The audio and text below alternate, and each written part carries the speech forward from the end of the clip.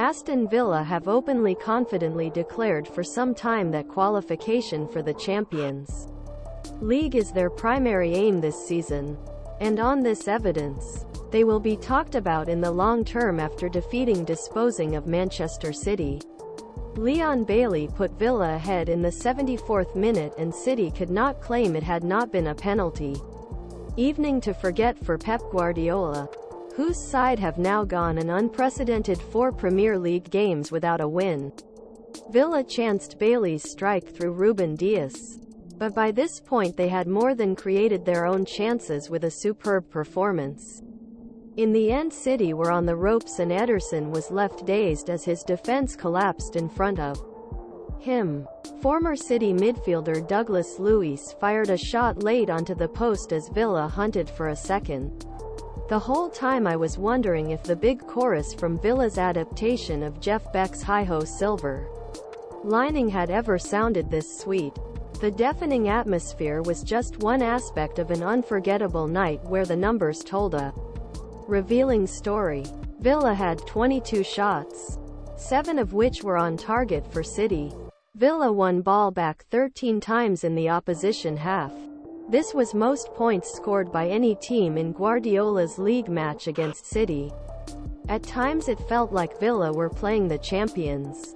When final whistle blew, the magnificent Villa captain John McGinn, who was managing things from heart of midfield, lay on his back after exhausting all his nerves. Emilio Martínez beat his chest in front of the Holte End.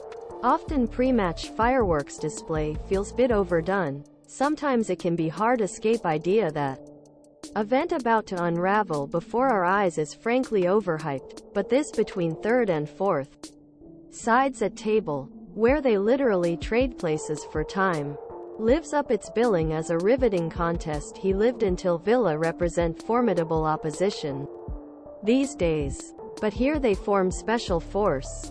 They have won their last 14 home matches so far. The place was shaking from moment the players emerged from tunnel. Simply put, City could not live with Villa's intensity, insatiable press or outright assertiveness. If anything showed what an uncomfortable drive this was for champions, it was the sight of Erling Haaland racing into Ederson's 18-yard box to take ball to safety and prevent a new wave of Villa pressure. This could be done almost anywhere. Haaland hooked the ball halfway through and slotted it straight into Villa's arms, although number of shots in first half was 132 in Villa's favour. Teams remained balanced despite home side's superiority.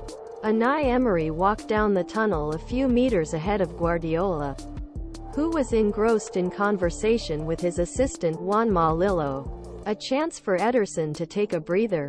The ubiquitous McGinn was the architect behind almost all of Villa's good work, and his bold pass from left to right amid seemingly little danger was the catalyst for their first real chance. McGinn located Bailey and Villa tested Ede.